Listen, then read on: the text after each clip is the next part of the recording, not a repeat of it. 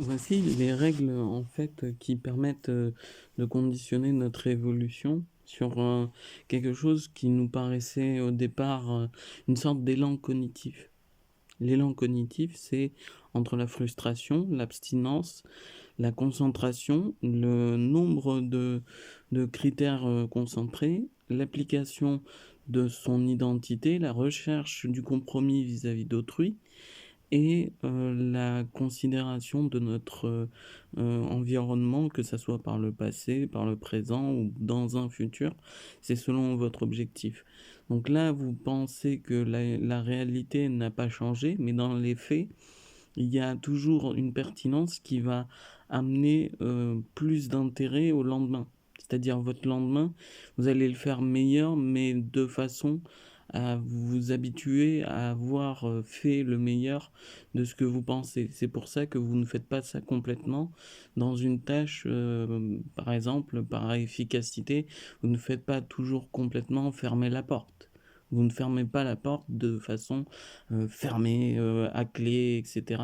Vous êtes toujours dans le délaissement, soit par le fait de la répétition, soit parce que vous voulez, par peur, vous concentrer sur une évolution que vous allez progresser, même si vous pouvez déjà la progresser par le fait que vous savez fermer une porte.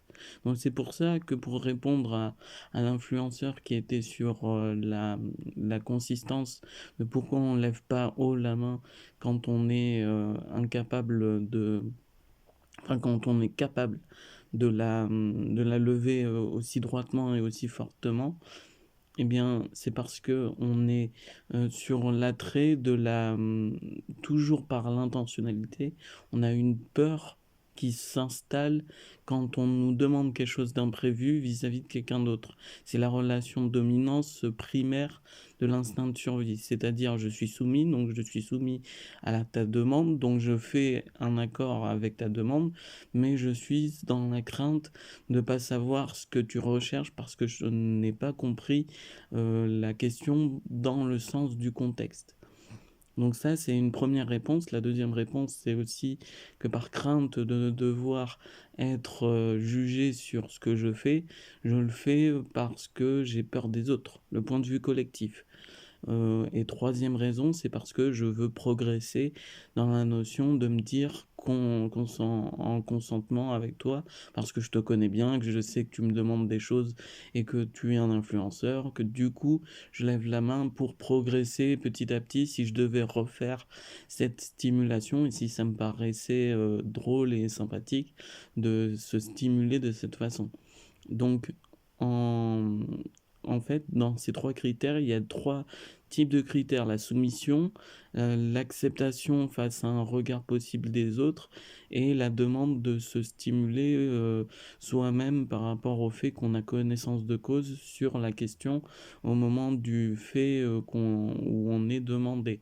Je dis une chose imprévue, aléatoire à quelqu'un dans la rue, cette personne, elle va souvent m'ignorer. Il ne faut pas se leurrer quand on ne comprend pas la personne, que ce soit par une langue étrangère, que ce soit par une communication agressive, la réaction, c'est toujours de se dire, ben, t'es intentionnellement plus grand, plus âgé, donc du coup, si t'es plus âgé, plus grand, je vais t'écouter, ou alors je vais m'arrêter et t'écouter. Et si à l'inverse, je suis plus grand et je suis plus âgé, où je suis plus fort, où je suis plus concentré sur mon objectif, je ne vais pas t'écouter. C'est ça la relation qui passe dans l'intentionnalité. Et l'intentionnalité d'aujourd'hui, c'est de savoir que la frustration et non pas le plaisir à l'état suprême, parce que dans les faits, en fait, on veut, pour répondre à cette question, se stimuler de façon à avoir plus de plaisir la prochaine fois. Donc c'est pour ça qu'il y a des choses dans le corps humain, autant au niveau des organes intimes, que des sensibilités qui ont été très peu touchées, comme par exemple, je sais pas, si vous avez eu soif à un moment donné, il y a des gens, ils ont eu soif, très soif, et puis ils ont bu de l'eau, et c'était la meilleure eau qu'ils ont bu. À l'inverse, il y en a, ils ont eu très soif, mais ils ont bu un peu d'eau et ça leur a suffi.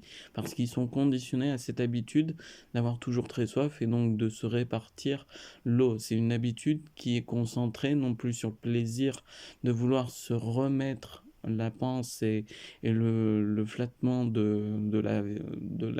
comment l'estomac, de la poche pour l'eau ou pour un liquide.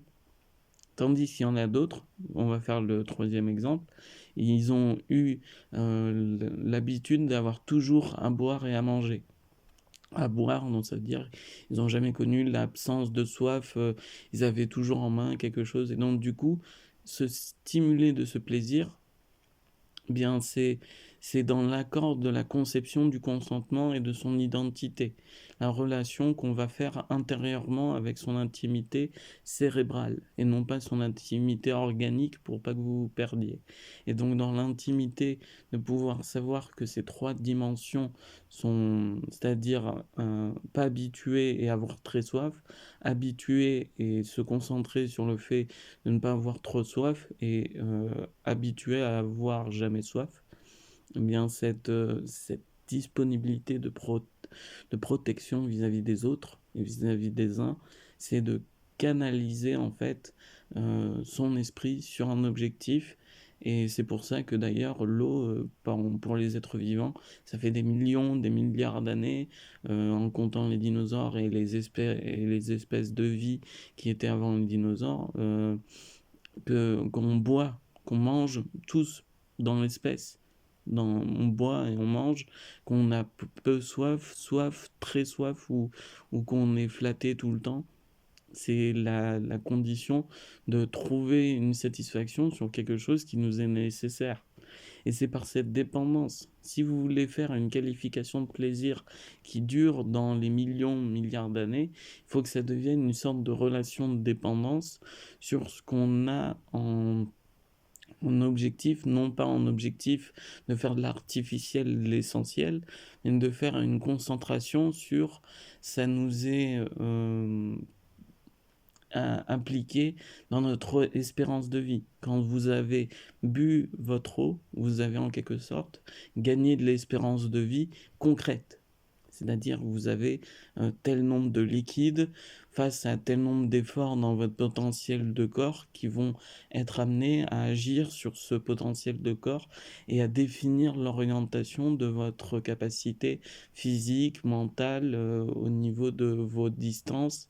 Et donc du coup, c'est le concret. Donc c'est pour ça que en fait c'est pas la relation boire, manger, dormir et après se dire artificiellement je vais regarder la télé, je vais considérer la télé comme un essentiel et donc du coup je vais pouvoir en mieux en profiter. Non, c'est parce que vous gagnez de l'espérance de vie, que vous gagnez du concret dans le présent mais aussi dans le futur parce que vous savez que vous répondez aux questions du futur au niveau de la connaissance, la consistance. Et donc, du coup, cette analyse, elle se termine sur une simple formulation, c'est viser le meilleur avant la mise en veille.